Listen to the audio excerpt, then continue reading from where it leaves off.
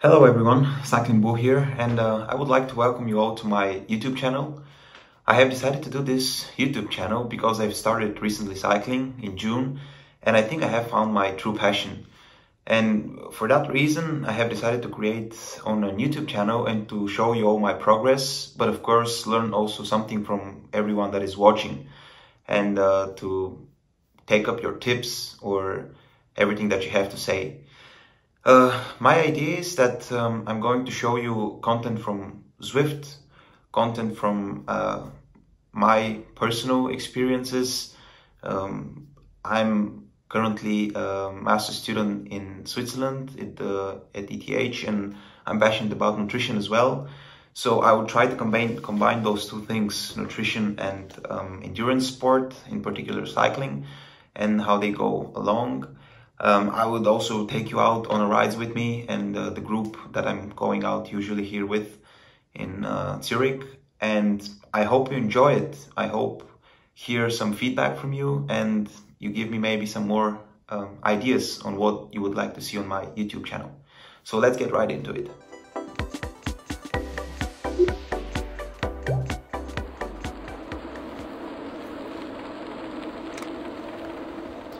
So I will start first with saying why I've decided to do this. And the reason is that the winter is coming. I'm currently in Switzerland, and here the winter tends to be really cold as well. There's snow outside coming during the winter, and it will make it more or less impossible for me to go out for long rides or training outside. So I've decided to start the Build Me Up program first, because it said that it's for intermediate riders, and I consider myself intermediate. So what I would suggest you do before you're starting such a program is really do an FTP test. I did my FTP test quite some time ago, and I was sticking with the same number also for the beginning of this program. And if you don't set your right FTP, your program is not going to be suitable. What I did was I've set my FTP to 240, and I've started doing the workouts with this FTP level, and I found it really easy, I would say, to finish the workouts. I wasn't feeling exhausted. I wasn't feeling that I was doing enough work to finish those workouts. And what I've noticed was that although the program should increase in difficulty and in physical demanding, this didn't happen. So what I've decided to do was to do another FTP test during the third week of the program. And when I did this test, I managed to average 308 watts for 20 minutes, and my FTP jumped to 294. Of course, now I'm on the tax vortex, and there is a certain margin of error, but I would say that also checking my numbers on Strava outside, it is pretty close to what I can sustain for 20 minutes. And at the moment that I've changed my FTP to 294, I could really see the difference in the workouts and how they became difficult. Because if you don't set the right FTP, you don't actually work in your optimal range. And those workouts, especially the Novanta that you're watching now, it's training in your sweet spot. Sweet spot is the spot that you should be able to maintain for really long periods of time without feeling that exhausted, and it's just below your FTP. It's usually between 85 and 90% of your FTP. So this type of workouts is really focused in the Build Me Up program. And if you don't set, once again I say, your FTP to the right level, you won't feel the progress. You won't feel the progress from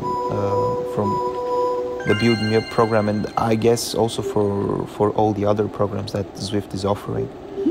So I would suggest, before any type of workout plan that you would like to do, it's to first test your FTP, set it, and only then you can really start seeing those results.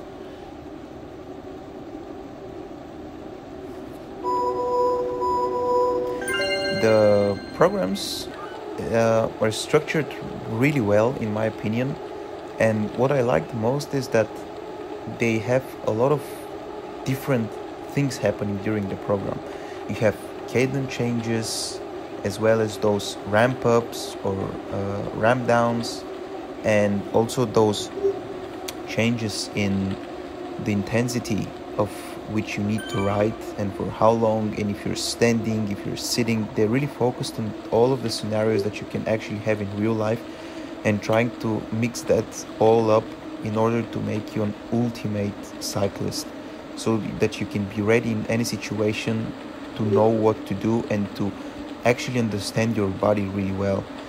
Since I've started doing the program, I did a couple of long rides outside, and I really felt that I can pace myself way better. Unfortunately, I don't have a power meter outside when I'm cycling, but following my heart rate and also trying to keep my cadence in the right range, I managed to take 1 to 2 minutes on climbs that before I was dying when I was doing, because my pacing wasn't good at all. And the build me up plan really, at least in the first weeks, really helped me to learn my potential, and also to make me a smarter cyclist, how to cycle more precisely in situations, especially when you're climbing. This is for me, this is really important, that you know in what cadence and what is the sustainable power that you can sustain from the beginning to the end of the climb, and not just die out in the middle, or 3/4 out of the way you're really dead and you cannot continue anymore afterwards. So yeah, if you would like to do something during the winter, and if you're also living in a place where you don't have nice weather all year round, I would totally suggest that you try the workouts on Zwift. And what I would also like to say is that all of those races and group rides that you can do as well on Zwift really motivate you. I know there are also other platforms such as Training Roads and many others that are trying to mimic this experience, but if you're just looking at a screen and trying to match the power, it's, in my opinion, quite boring, and it doesn't make a lot of sense to do it, and you will get really demotivated at some point.